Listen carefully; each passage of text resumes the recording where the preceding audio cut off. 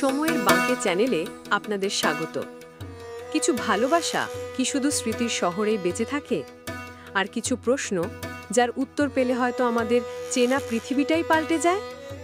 আমাদের আজকের গল্পের নায়ক অর্ক, যার জীবনটা উত্তর কলকাতার ভোরের মতোই শান্ত ও মায়াবী, কিন্তু বহু বছর ধরে সযত্নে লুকিয়ে রাখা এক অতীত যখন আচমকা ফিরে আসে, তখন তার সেই শান্ত জীবনে এক তীব্র ঢেউ ওঠে। যে অধ্যায়টা সে চিরকালের জন্য বন্ধ ভেবেছিল, সেই অধ্যায়ের শেষ পাতাটা যেন আবার নতুন করে লেখা হতে চায়। এই মুখোমুখি হওয়াটা কি শুধুই বিচ্ছেদ, নাকি এক নতুন ধরনের মুক্তি? আসুন সেই উত্তরই আমরা একসাথে খুঁজি। আমাদের আজকের নিবেদন, স্মৃতির কলকাতা।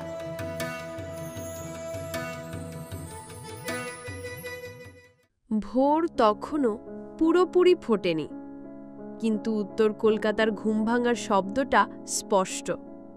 হাতিবাগান মোড় থেকে শ্যামবাজারের দিকে ধীর লয়ে এগিয়ে চলেছে ট্রামটা। তার খটখট শব্দটা পুরনো দিনের কলকাতাটাকেই যেন সচল রাখছে। ট্রামের জানালায় এক ফালি ভোরের কুয়াশা মেখে যায়, যেন রাতের আলস্য তখনও পুরোপুরি কাটেনি। অর্ক ৩৭ বছর বয়সের একাকী ইতিহাসের শিক্ষক, ট্রামের জানালার পাশে বসে উদাস দৃষ্টিতে বাইরের আবছা দৃশ্য দেখছিল। তার পরনের মলিন চেক শার্টটা, কুঁচকে যাওয়া ধুতিটা আর কাঁধে ঝোলানো পুরনো কাপড়ের ব্যাগটা তার সাধারণ জীবনযাত্রারই পরিচয় দেয়। প্রতিদিন এই একই রুটিন। সকাল ৬টায় ঘুম থেকে ওঠা, স্নান সেরে ঠাকুরঘরে মাসির পাশে কিছুক্ষণ বসা, তারপর চায়ের দোকানে বকের চা খেয়ে ট্রাম ধরে স্কুলের পথে। নিউ ব্যারাকপুরের স্কুলটা বেশ দূরে, কিন্তু অর্ক এই পথটা উপভোগ করে। এই ট্রাম যাত্রা, এই শহর তাকে এক অদ্ভুত শান্তি দেয়। ট্রামের গতি তার মনের গতির সাথে মিলে যায়, মন্থর, স্থির। পাশের বাড়ির রেডিওতে বাজছে রবীন্দ্রসঙ্গীত, আজ যেমন করে গাইছে আকাশ, আর সেই সুর মিশে যাচ্ছে রাস্তার ফেরিওয়ালার হাঁকে, পাড়ার মোড়ে মাছের বাজারের কোলাহলে। অর্কের মনে পড়ল, আর কদিন বাদেই তো দুর্গা পূজা। এখন থেকেই পাড়ায় পাড়ায় বাঁশের কাঠামো বাঁধা শুরু হয়েছে। কুমোরটুলিতে প্রতিমা গড়ার কাজ প্রায় শেষ। গত বছর মাসির শরীর ভালো ছিল না বলে প্যান্ডেলে যাওয়া হয়নি। এবার সে মাসিকে নিয়ে যাবে, হয়তো পুরনো দিনের কথা মনে করে হাসবে দুজনে। অর্ক নিজের মনেই হাসল। তার জীবনে বড় নাটকীয়তা নেই, কিন্তু এই ছোট ছোট মুহূর্তগুলোই তার আশ্রয়। সকালে চার দোকানে বসা বাবলুদার সঙ্গে রাজনীতির কচকাচানি, বাজারের মোড়ে বুড়ো ভজহরি কাকার "আরে অর্ক, আজ আবার দেরি করলি যে" শুনে মুচকি হাসি, এই সব কিছুর মধ্যেই সে বেঁচে থাকার রসদ খুঁজে পায়। স্কুলের ছাত্রছাত্রীদের মুখের দিকে তাকিয়ে তাদের প্রশ্নের উত্তর দিতে গিয়ে কখন যে দিন ফুরিয়ে যায় অর্ক টের পায় না। রাতে মাসির হালে গরম ভাত আর পুরনো দিনের গল্পের মধ্যে সে নিজেকে খুঁজে পায়। তার জীবনে হারানোর গল্প আছে, না পাওয়ার গল্প আছে, কিন্তু অর্ক সেগুলোকে বড় করে দেখে না। সে জানে জীবনটা এই ছোট ছোট অভ্যাস, এই ছোট ছোট সম্পর্ক আর এই পুরনো শহরের গন্ধেই মিশে আছে। স্কুল থেকে ফিরতে সেদিন একটু দেরি হলো। টিউশনের ছাত্রটা আজ বেশি সময় নিল। ক্লান্ত অর্ক হাতিবাগান মোড়ে ট্রাম থেকে নামার সময় তার পুরনো বন্ধু পিন্টুর সাথে দেখা হলো। পিন্টু ছিল তার কলেজের বন্ধু, এখন সে পোস্ট অফিসের পিয়ন। "কিরে অর্ক, কি খবর তোর? এই নে, তোর একটা চিঠি আছে" বলে পিন্টু অর্কের হাতে একটা মোটা খাম ধরিয়ে দিল। খামটা দেখে অর্ক একটু অবাক হলো। আজকাল তো কেউ চিঠি লেখে না। খামের ওপরের স্ট্যাম্পটা দেখেই অর্কের বুকটা ধক করে উঠল। নিউ ইয়র্কের স্ট্যাম্প, আর হাতের লেখাটা, সেই হাতের লেখা যা একসময় তার স্বপ্ন আর ভালোবাসার একমাত্র আশ্রয় ছিল। ঋত্বিকা। অর্ক অস্থির পায়ে বাড়ির দিকে হাঁটতে লাগলো। বুকের ভেতরটা হঠাৎই কেমন যেন খালি হয়ে গেল। পুরনো দিনের স্মৃতিগুলো ঝাপসা কুয়াশার মতো যেন তার চারপাশটা ঘিরে ধরতে চাইল। ঋত্বিকার চিঠি, এত বছর পর। কি আছে এই চিঠিতে? একটা নীরব ঢেউ এসে আছড়ে পড়ল অর্কের শান্ত জীবনের পাড়ে। পরিবর্তন আসছে।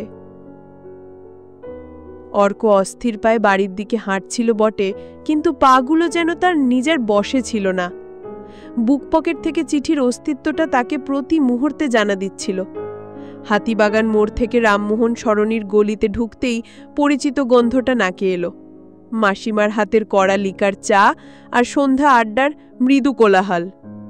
বাড়ির দরজায় পা দিতেই মাসিমা তার প্রিয় খড়মের ফটফট শব্দে উঠে এলেন। অর্ক, এলি?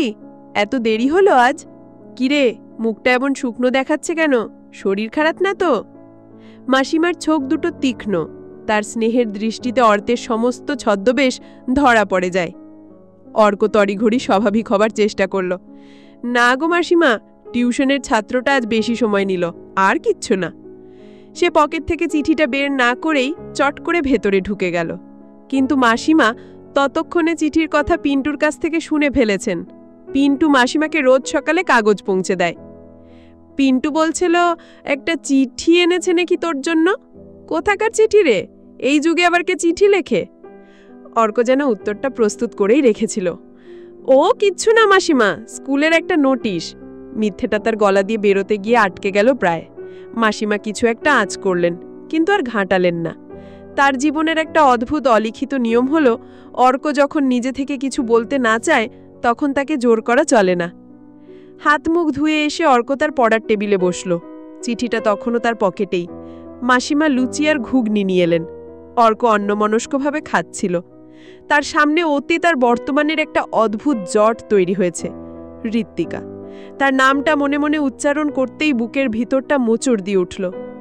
সেই কলেজ জীবন, সেই ক্যাফেটেরিয়ার আড্ডা, শীতের দুপুরে ভিক্টোরিয়ার লেকে পাশাপাশি হাঁটা, আর সেই শেষ দেখা, বিদায়বেলায় দুজনের চোখে জমাট বাঁধা এক রাশ না বলা কথা।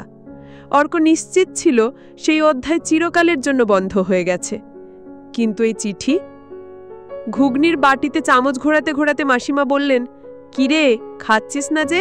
শরীর ঠিক আছে তো? দুর্গাপুজো তো এসে গেল, এইবার আর শরীর খারাপ করবি না, তোকে নিয়ে ঠাকুর দেখতে যাব আমি।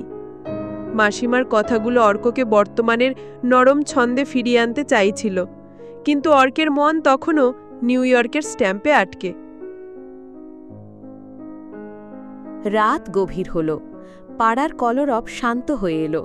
শুধু দূরে কুকুর ডাকছে, আর মাঝে মাঝে একটা দুটো গাড়ি যাওয়ার শব্দ। মাসিমা ঘুমিয়ে পড়েছেন। অর্ক ঘরের আলো নিভিয়ে তার প্রিয় চেয়ারটায় বসল।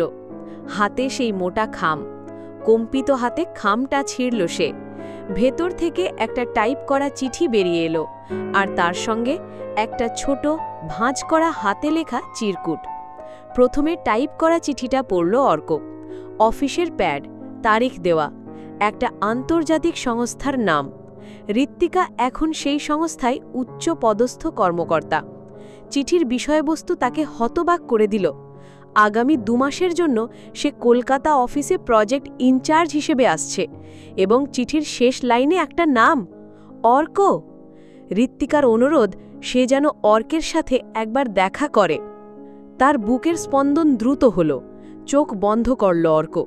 কত বছর পর! সে তো তাকে ভুলতেই চেয়েছিল, ভুলতে পারেনি। সেই অপূর্ণ প্রেম, সেই না বলা কথাগুলো কি আবার নতুন করে তাকে জাপটে ধরতে চাইছে? সেই মুহূর্তগুলো যা সে স্মৃতির গভীরে সযত্নে লুকিয়ে রেখেছিল, আজ তারা সশব্দে দরজা ভেঙে বেরিয়ে আসতে চাইছে। অর্ক ধীরে ধীরে হাতে লেখা সেই ছোট চিরকুটটা খুলল। ঋত্বিকার চিরচেনা সেই হস্তাক্ষর, শুধু একটি বাক্য লেখা, অর্ক, আমি ফিরছি। জানি অনেক প্রশ্ন, আমি উত্তর দিতে চাই। একবার দেখা করবি? চিঠিটা তার হাতেই ধরা রইল। বাইরে গভীর রাতের কলকাতা শান্ত, কিন্তু অর্কের ভেতরের পৃথিবীটা যেন ঝড়ের কবলে পড়েছে। দীর্ঘশ্বাস ফেলল সে। এই চিঠি শুধু একটা বার্তা নয়, এটা তার সাজানো অভ্যস্ত জীবনটাকে চ্যালেঞ্জ ছুড়ে দিয়েছে। ঋত্বিটা ফিরছে, তার সামনে এখন এক কঠিন পথ।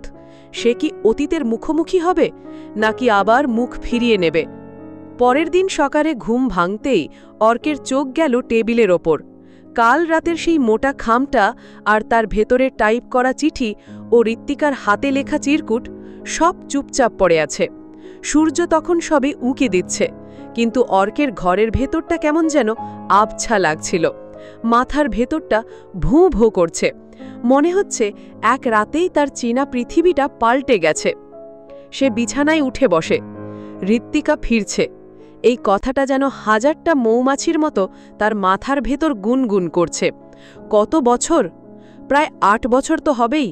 সেই কলেজ জীবন, সেই ভর দুপুরে ক্যাফেটেরিয়ায় ঘণ্টার পর ঘণ্টা বসা, ভিক্টোরিয়ার লেকের শেষ দেখা, আর সেই শেষ বিদায়বেলায় ঋত্বিকার চোখে জমাট বাঁধা একরাশ না বলা কথা। কেন সে চলে গিয়েছিল? কিসের টানে? আর কেনই বা আজ ফিরছে?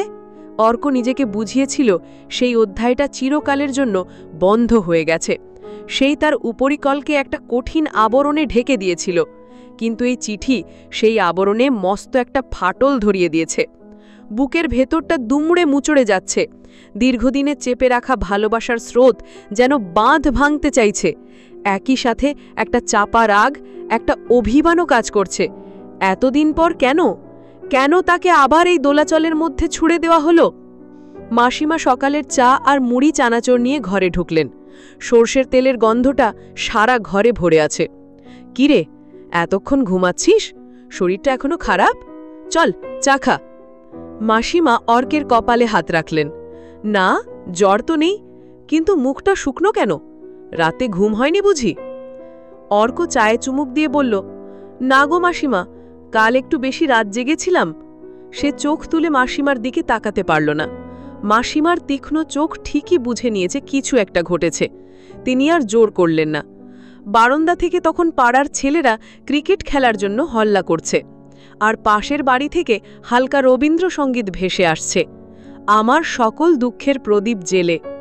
অর্কের মনে হলো গানটা যেন তার মনের কথা বলছে। অর্ক, তোর তো কিছুদিনের মধ্যেই দুর্গাপুজোর ছুটি পড়ে যাবে। এইবার ঠাকুর দেখতে যাবি তো আমার সঙ্গে? মাসিমার প্রশ্নটা সাধারণ, কিন্তু অর্কের কাছে তা ভীষণ ভারী মনে হলো। পুজো মানে তো ঋত্বিকার সাথে কাটানো কত স্মৃতি। নতুন পাঞ্জাবি, প্যান্ডেলে প্যান্ডেলে ঘোরা, হাতে হাত রেখে হাঁটা। সে মৃদু গলায় বলল, যাব মাসিমা। মাসিমা তার পাশে বসলেন। পিন্টু তো বলছিল চিঠিটা নাকি নিউ ইয়র্ক থেকে এসেছে। তোর কোনো বন্ধু আছে ওখানে?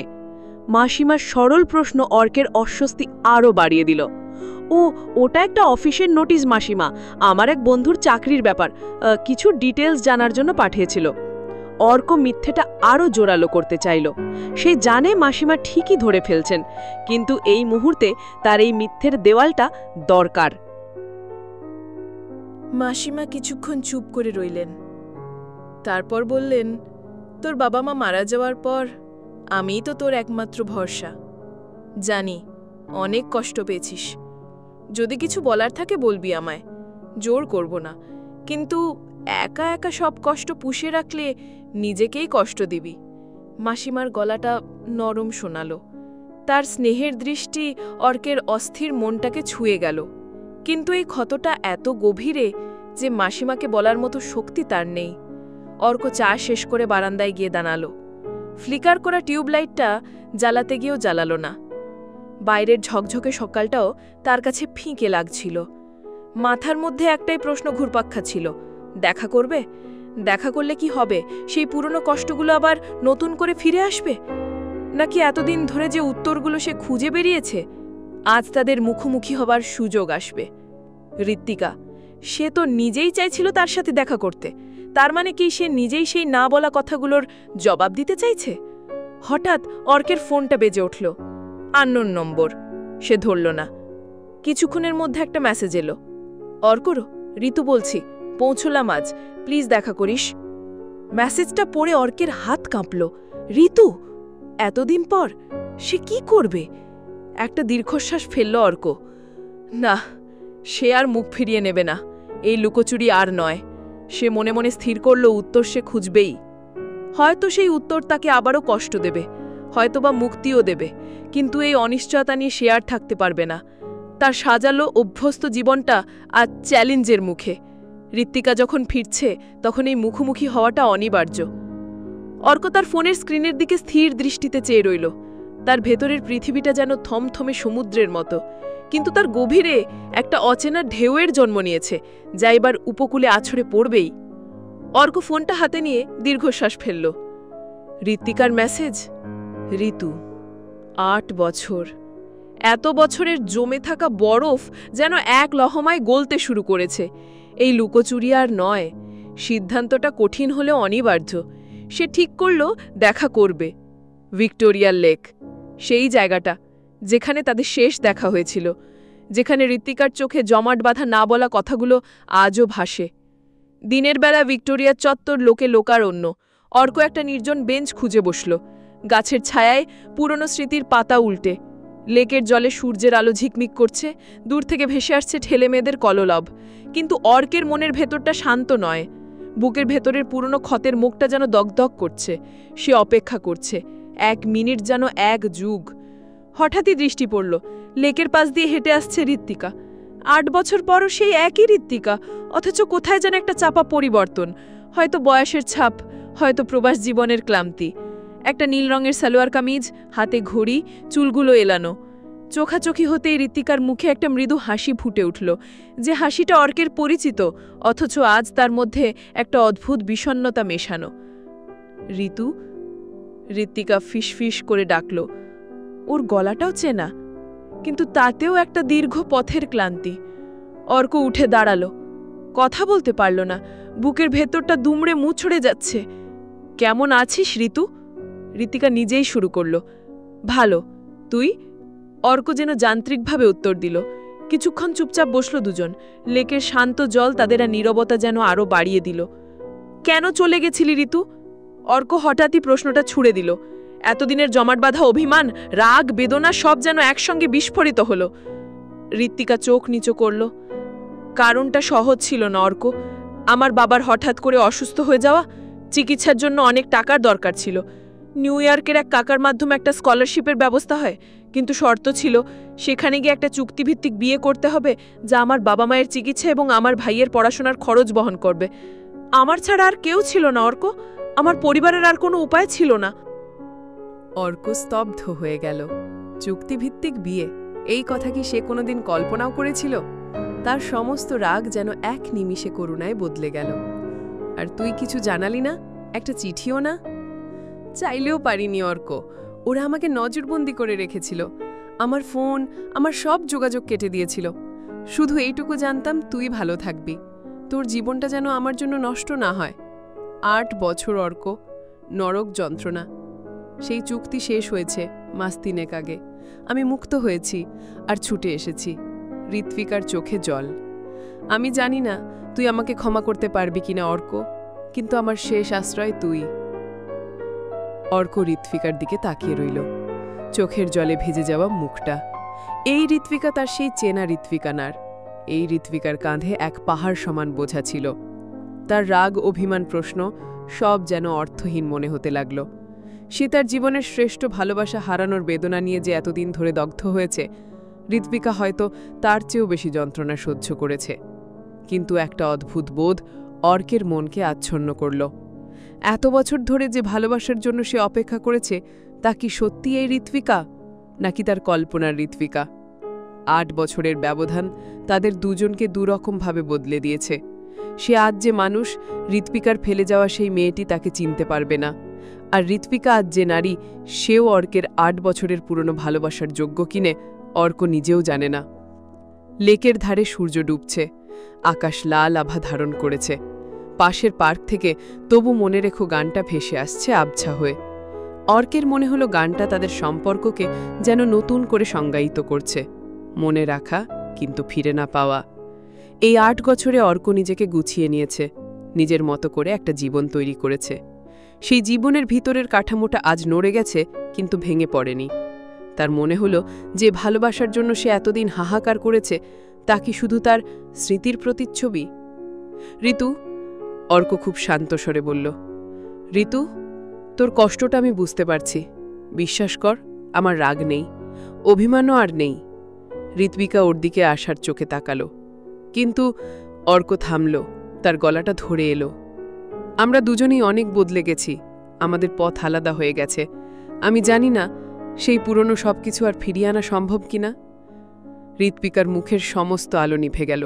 একটা দীর্ঘশ্বাস ফেলে সে বলল, আমি বুঝেছিলাম অর্ক, আমি শুধু তোর কাছে ক্ষমা চাইতে এসেছিলাম, আর এইটুকু জানাতে এসেছিলাম যে আমার ভালোবাসার কোনোদিন মৃত্যু হয়নি। অর্ক কিছু বলতে পারল না, তার ভিতরটা শূন্য হয়ে গেল।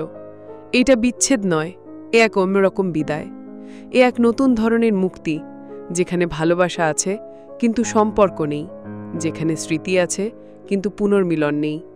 সে ঋত্বিকার দিকে তাকালো। তুই ভালো থাকিস ঋতু। ঋত্বিকা মাথা নাড়ল, তার চোখের কোণে আবার জল জমল। সে উঠে দাঁড়ালো। তুইও ভালো থাকিস অর্ক। ঋত্বিকা চলে গেল। ভিক্টোরিয়ার লনের ঘাসের ওপর দিয়ে তার ছায়াটা ক্রমশ মিলিয়ে গেল। অর্ক সেখানেই বসে রইল। সূর্য ততক্ষণে পুরোপুরি ডুবে গেছে। অন্ধকারের বুক চিরে জ্বলে উঠেছে দূরে ভিক্টোরিয়ার আলো। এতদিন ধরে সে ভেবেছিল ঋত্বিকা ফিরলেই তার সব প্রশ্নের উত্তর মিলবে, সব কষ্ট দূর হবে। উত্তর সে পেয়েছে, কষ্টও অনেকটা কমেছে, কিন্তু সেই উত্তরগুলো তাকে মুক্তির বদলে এক নতুন শূন্যতা দিয়েছে। তার চেনা পৃথিবীটা সত্যি পাল্টে গেছে। সে এক নতুন অর্ক, আর সেই নতুন অর্ক জানে কিছু ভালোবাসা স্মৃতি হয়ে থাকাই ভালো, কিছু অধ্যায় চিরকালের জন্য বন্ধ রাখাই শ্রেয়। জোনাকির মতো আলো জ্বলছে, নিভছে, ঢেউগুলো শান্ত। অর্কের মনে হল ঠিক যেন তার মন শান্ত, নীরব, কিন্তু গভীরে এক অনন্ত শূন্যতা নিয়ে নতুন কিছু সৃষ্টির অপেক্ষায়। জীবন থেমে থাকে না, সে এগিয়ে চলে। ঋত্বিকার ফিরে আসাটা তার জীবনের এক কঠিন বাঁক ছিল, যা তাকে শিখিয়ে দিল সব প্রশ্নের উত্তর পাওয়া মানেই সব সমাধান হয়ে যাওয়া নয়। কখনো কখনো উত্তরগুলো আরও বড় এক প্রশ্নচিহ্ন হয়ে আসে, যা জীবনের এক নতুন অর্থ খুঁজে পেতে সাহায্য করে। অর্ক লম্বা একটা শ্বাস নিল। শহর তখনও জেগে আছে। মানুষের কোলাহল, গাড়ির আওয়াজ সব তার কানে আসছে। সেও এই শহরের অংশ। এক নতুন সকাল, এক নতুন পথ তার জন্য অপেক্ষা করছে। কালকের সূর্য ওঠার আগেই হয়তো সেই শূন্যতা পেরিয়ে আরও পরিণত হবে। সে অনুভব করল কিছু ভালোবাসার ঠিকানা শুধু স্মৃতির শহরেই থাকে, আর সেখানেই তাদের চিরন্তন উপস্থিতি। শেষ হলো আমাদের আজকের গল্প। কিছু ভালোবাসা স্মৃতি হয়ে থাকাই ভালো, কিছু অধ্যায় চিরকালের জন্য বন্ধ রাখাই শ্রেয়। অর্ক আজ সেই কঠিন সত্যটাকে মেনে নিয়ে এক নতুন সকালের জন্য প্রস্তুত। জীবন থেমে থাকে না, সে এগিয়ে চলে। গল্পটি আপনার কেমন লাগলো আমাদের অবশ্যই কমেন্টে জানান। ভালো লাগলে লাইক ও শেয়ার করে আমাদের উৎসাহিত করুন। সময়ের বাঁকের নতুন গল্পের আপডেট পেতে চ্যানেলটি অবশ্যই সাবস্ক্রাইব করুন। আবার দেখা হবে সময়ের পরের কোনো বাঁকে নতুন এক গল্পের সাথে। ধন্যবাদ।